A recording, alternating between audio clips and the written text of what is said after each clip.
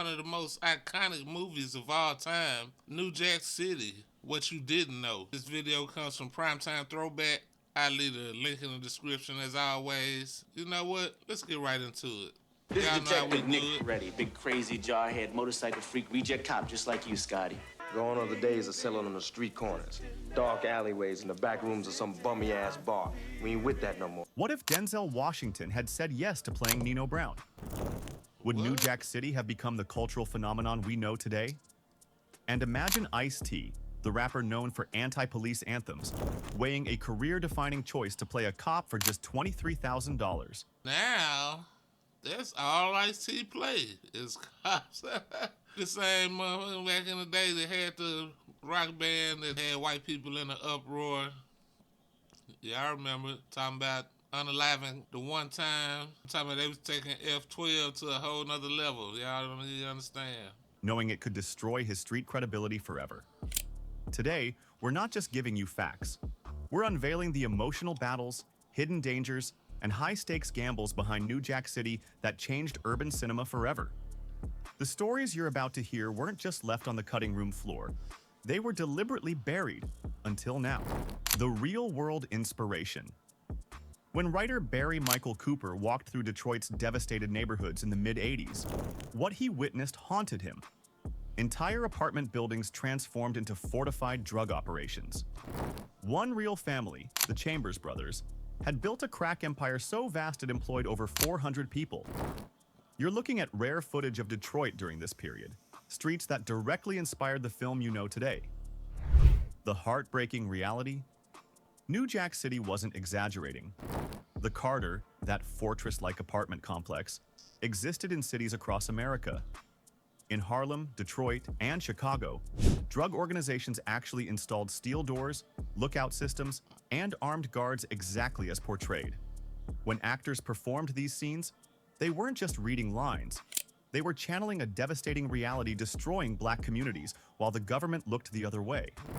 As Wesley Snipes later confessed in a rare interview, playing Nino Brown kept me up at night because I knew kids were watching him as a role model, not a warning. And he ain't telling no lie.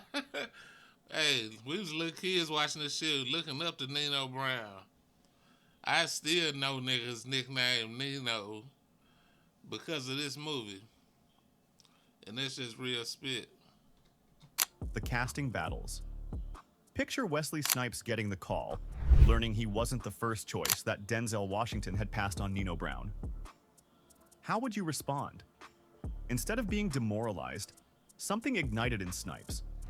Friends on set described him arriving each day with a burning intensity, determined to create a character so memorable that nobody would ever question if someone else should have played the role. Now imagine Ice-T, the controversial rapper behind tracks criticizing police, being offered a detective role. The internal conflict was agonizing.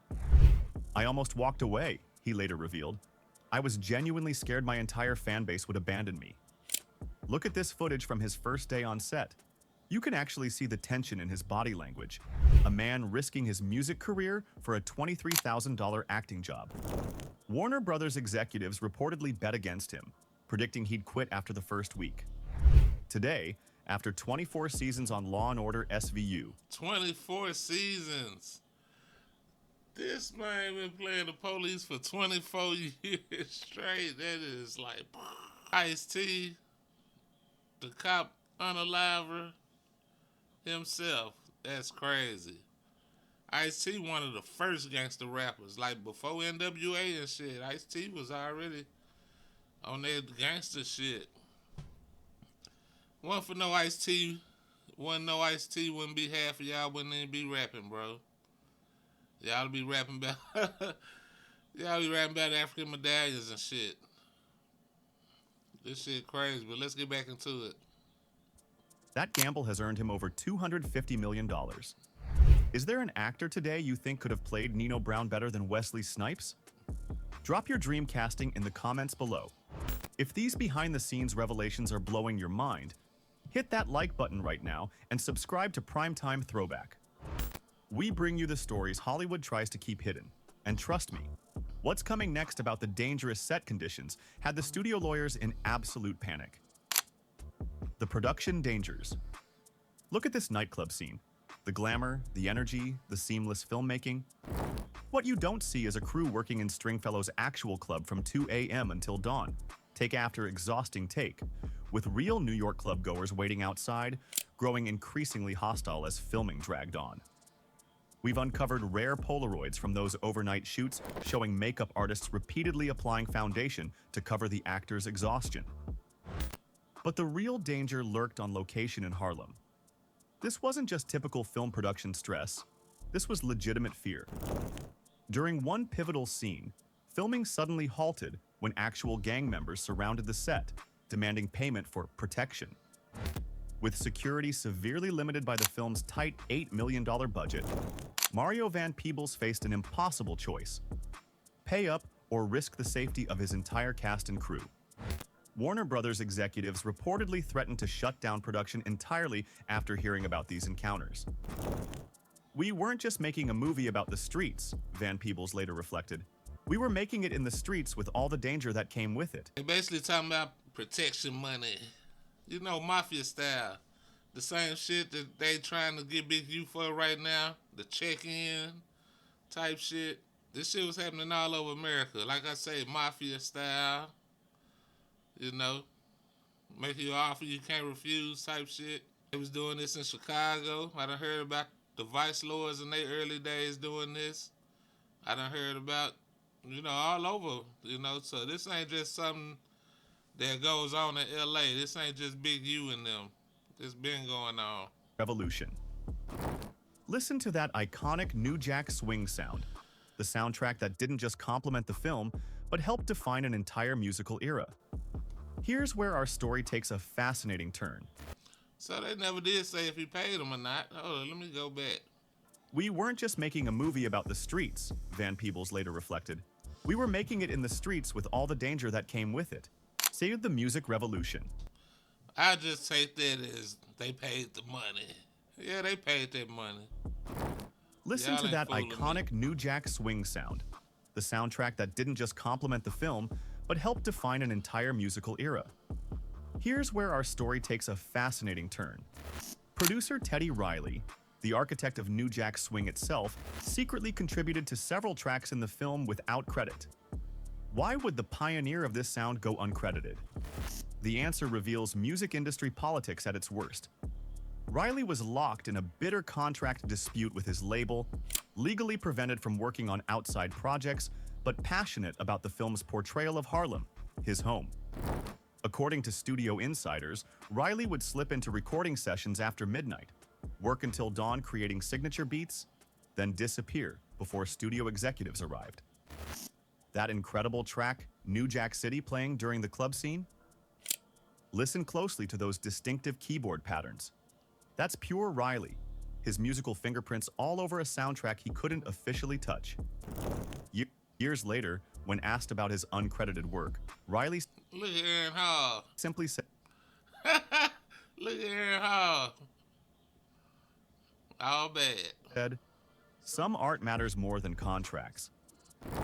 This hidden contribution represents the soul of what made New Jack City more than just a film. It was a cultural movement happening in real time, capturing the sound, style, and spirit of an era. You forget about all the stars that was in New Jack City. I mean, of course, you had Wesley Snipes, Ice-T, Chris Rock, Mario Van Peebles, Stan from The Cosby Show, Bill Nunn, Teddy Riley on the soundtrack. What else you want, man? It's a classic. See with the Chris Rock revelation. When Chris Rock stepped into the role of Pookie, he wasn't just taking on another character. He was fighting for his career survival. Look at this footage from his audition, the desperate energy of a comedian Hollywood had nearly written off. What most don't know is that Rock had just been fired from Saturday Night Live, was struggling financially, and saw this dramatic role as possibly his last chance in entertainment.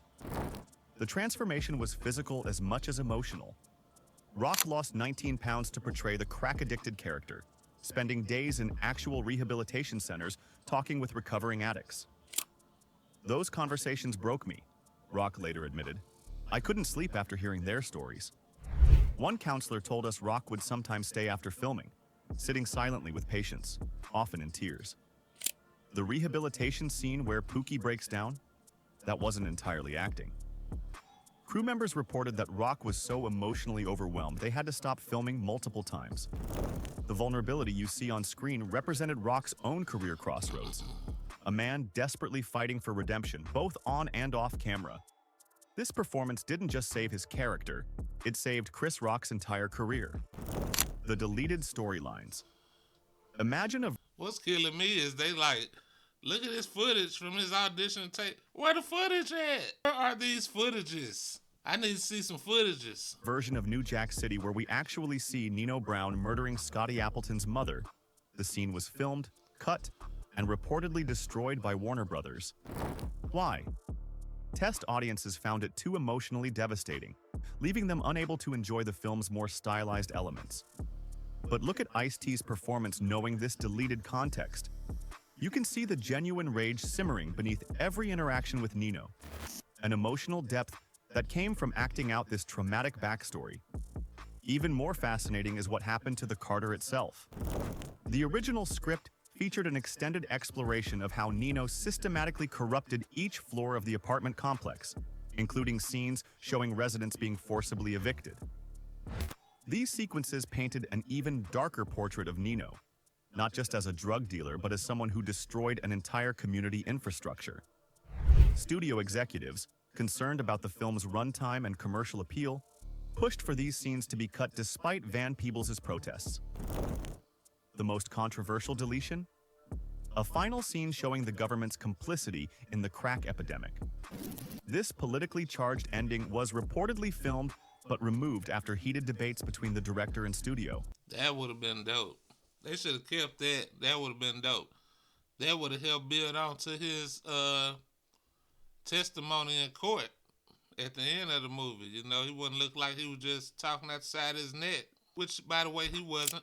The question remains, if these scenes had remained, would New Jack City be remembered as an even more powerful social commentary than it already is? Hide the cultural aftershock. When New Jack City premiered in Los Angeles in 1991, the reaction transcended typical film excitement. It triggered something primal. Theater managers reported unprecedented crowd energy that in some locations escalated beyond control. What you're seeing is actual footage from outside the Mann Plaza Theater, where police were called to manage overflow crowds. Some waiting hours. Where we seeing that at? You ain't showed us shit. That was a clip from the movie. What the fuck? Locations escalated beyond control. What you're seeing is actual footage from outside the Mann Plaza Theater, where police were called to manage overflow crowds, some waiting hours after being turned away from sold-out screenings. The film didn't just entertain, it exposed truths about urban America that mainstream media had largely ignored. Black filmmakers suddenly found doors opening. Studio executives who had rejected urban crime stories were now actively seeking them. The film's authentic portrayal of the crack epidemic's devastation sparked community conversations about addiction and recovery. Rehabilitation centers across America reported increases in people seeking treatment. The Pookie effect, as counselors called it. But New Jack City's most enduring legacy? It fundamentally changed how crime stories were told on screen. Before this film, urban crime narratives were typically presented from an outsider's perspective. New Jack City brought viewers inside the operation with unprecedented authenticity. Every crime series that followed, from The Wire to Power to Snowfall, owes a direct debt to this approach. As filmmaker John Singleton put it, New Jack City kicked down the door so the rest of us could walk through. From actors gambling their careers to filmmakers risking their safety, New Jack City represents one of Hollywood's most daring gambles, a film that would either soar or crash spectacularly. 3 decades later, its influence echoes through cinema, music, and culture in ways nobody could have predicted. If these untold stories hit you like they hit us, don't keep this video to yourself. Smash that like button, share it with fellow film lovers. I know I was talking shit about the medallions, but I'd love to have one of those. Where can I buy one? Maybe I should Google it. New Jack City, bro. Undeniable classic. If you hadn't seen it, you need to see it. Oh, God. I forgot about some of the... I forgot Flavor Flav was in the movie. Fab Five Freddy. Yeah, some real cameos in there. I think I called him Stan. I meant Lance. Lance from the Cosby Show. You know, I used to go with Charmaine. Like, oh, Lance, you such a take charge, man. Lance. New Jack City, what's your favorite scene? Leave me a comment down below, and I'll catch y'all next time. Peace. Oh, yeah. Don't forget to subscribe. Peace.